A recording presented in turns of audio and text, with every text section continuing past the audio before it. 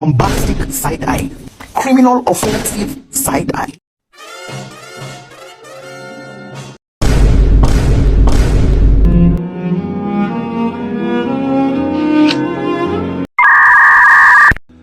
Hai, perkenalkan.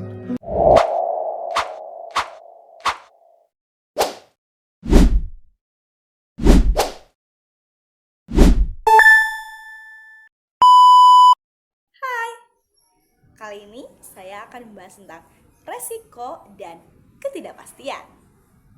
Ada yang tahu nggak sih apa itu resiko?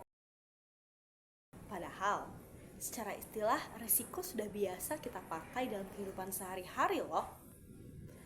Umumnya secara intuisi kita sudah memahami apa yang dimaksudkannya.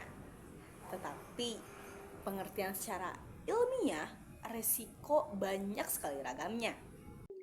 Ada yang menurut Arthur William dan Richard M.H., ada juga yang menurut A. Abbas Salim, Soekarto, dan juga Herman Darmawi. Dari beberapa definisi tadi, dapat disimpulkan bahwa resiko selalu dihubungkan dengan kemungkinan terjadinya sesuatu yang merugikan, yang tidak terduga atau tidak diinginkan. Jadi, merupakan ketidakpastian atau kemungkinan terjadinya sesuatu yang bila terjadi akan mengakibatkan kerugian. Resiko memiliki dua karakteristik. Yang pertama, merupakan ketidakpastian atas terjadinya suatu peristiwa.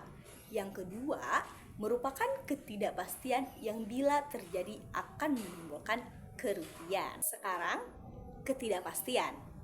Resiko timbul karena adanya ketidakpastian, yang berarti ketidakpastian adalah merupakan kondisi yang menyebabkan timbulnya resiko karena mengakibatkan keraguan-raguan seseorang mengenai kemampuannya untuk meramalkan kemungkinan terhadap hasil-hasil yang akan terjadi di masa yang akan datang.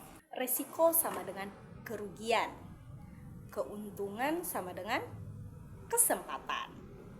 Nah, kondisi atau kejadian bakal mengakibatkan keuntungan dan kerugian atau yang disebut dengan resiko. Jika tidak terjadi, maka kerugian akan diminimalisir melalui manajemen resiko. Ada beberapa tingkatan ketidakpastian. Melalui karakteristik yang pertama, hasil bisa diprediksi dengan pasti. Apa itu? Hukum alam. Karena tingkat ketidakpastiannya itu tidak ada atau pasti. Yang kedua, hasil bisa diidentifikasi dan probabilitas diketahui, yaitu permainan dadu dan juga kartu. Tingkat ketidakpastiannya itu ketidakpastian yang objektif.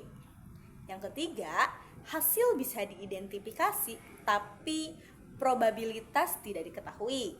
Contoh, kebakaran, kecelakaan mobil, investasi.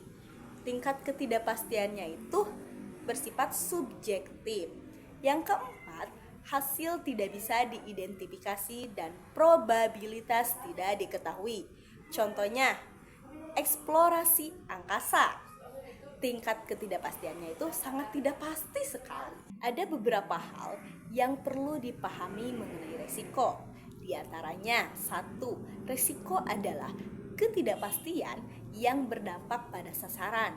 Definisi ini bersifat objektif sentrik.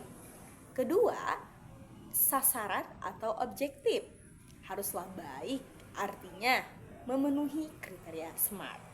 Yang ketiga, atribut resiko merupakan kemungkinan dan dampak. Atribut resiko adalah kemungkinan dan dampak. Pernyataan resiko yang baik haruslah memuat sumber resiko dan atau penyebab resiko, peristiwa resiko dan dampaknya pada sasaran. Dampak dapat positif dan dapat negatif. Sekarang, perbedaan resiko dan masalah. Masalah adalah peristiwa beresiko yang sudah terjadi dan biasanya mempunyai dampak negatif. Penanganannya adalah dengan tindakan perbaikan, manajemen krisis, dan sejenisnya. Jika resiko belum terjadi dan merupakan potensi masalah di masa depan, tindakan penanganannya adalah dengan manajemen resiko melalui mitigasi kemungkinan terjadinya atau mitigasi kemungkinan dampak yang terjadi, atau kedua-duanya. Menurut Abkowitz tahun 2008 menyimpulkan ada 10 faktor pemicu resiko. Yang pertama, desain dan konstruksi yang salah. Yang kedua, perawatan instalasi yang buruk. Ketiga, tekanan ekonomi. Keempat, kendala jadwal atau waktu. Kelima, pelatihan yang kurang memadai. Keenam, pelanggaran prosedur. Ketujuh, kurangnya persiapan atau perencanaan. Kedelapan, kegagalan komunikasi. Kesembilan, kesombongan atau arogansi. Dan yang terakhir, kesepuluh, kekakuan agenda politik. Mungkin cukup sekian yang bisa saya sampaikan. Mudah-mudahan kalian bisa mengerti dan juga bisa bermanfaat untuk memahami apa itu manajemen risiko.